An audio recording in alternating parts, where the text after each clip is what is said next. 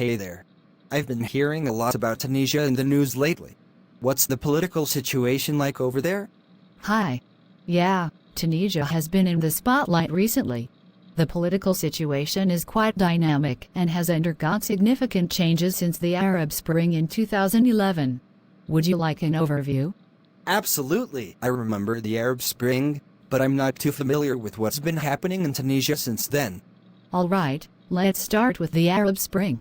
In 2011, Tunisia played a pivotal role in the wave of protests and uprisings that swept across the Arab world.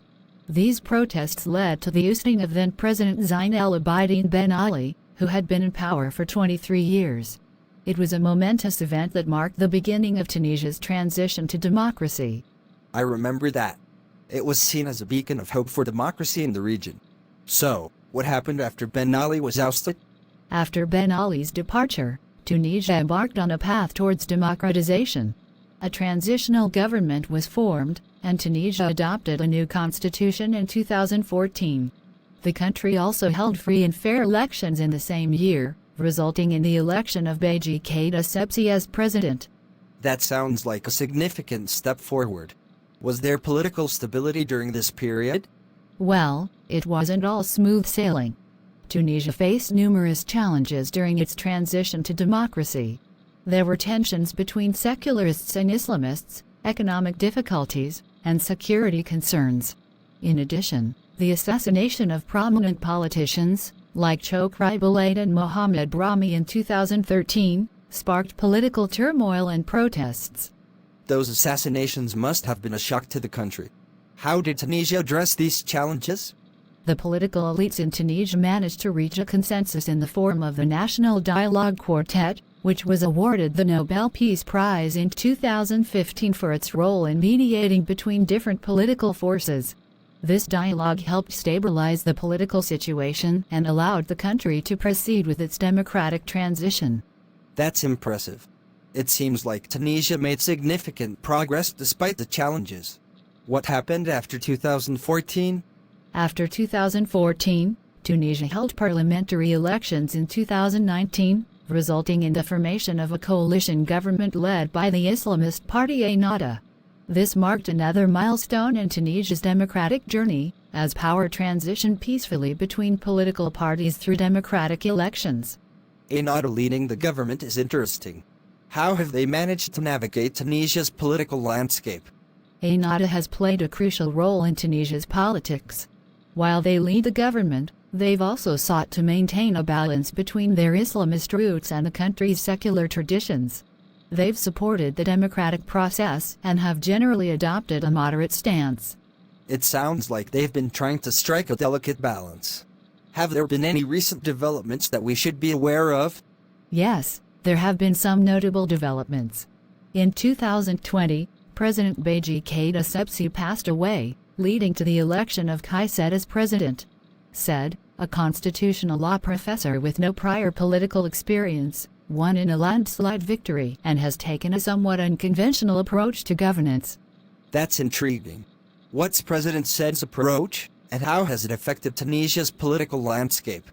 President Said has taken a more populist and direct approach to governance, which has resonated with a segment of the Tunisian population frustrated by the slow pace of reform and the persistent economic challenges.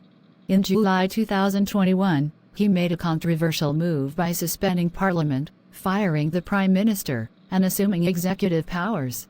This move led to protests and concerns about the state of democracy in Tunisia. Wow, that's a significant shift in the political landscape. How have these actions been received within Tunisia and internationally? The reactions have been mixed. Supporters of President Said argue that he is taking bold steps to address corruption and economic stagnation, which they see as necessary for Tunisia's progress. However, critics, including some political parties and international organizations, have raised concerns about the impact on democracy and the rule of law. It's a complex situation, it seems. Has there been any resolution or progress since these events in 2021? His situation has remained somewhat in flux. President Said has continued to govern by decree, and there have been ongoing protests and demonstrations both in support of and against his actions.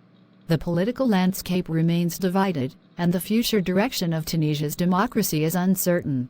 That uncertainty must be challenging for the people of Tunisia. What are the key issues that the country is currently facing? Tunisia faces a multitude of challenges. The economy has been struggling for years, exacerbated by the COVID-19 pandemic. High unemployment rates, especially among young people, and widespread corruption have fueled discontent. Additionally, there's a delicate balance between secularism and Islamism, which has played out in various political debates and policies.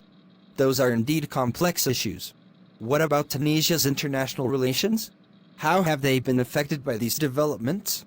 Tunisia has historically maintained a policy of neutrality and pragmatism in its foreign relations.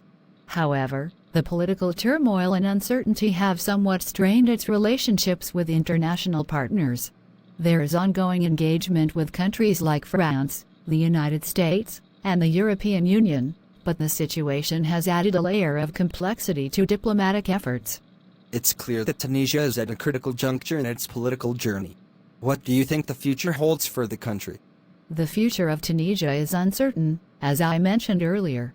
It will depend on a multitude of factors, including the ability of political actors to find common ground, address economic challenges, and uphold democratic values. The international community will also play a role in supporting Tunisia's democratic transition. It's a challenging road ahead, but let's hope that Tunisia can continue its progress toward a stable and prosperous democracy. Thanks for the comprehensive overview of the political situation. You're welcome. It's always good to have informed discussions about these important issues. If you have any more questions or want to dive deeper into any aspect, feel free to ask.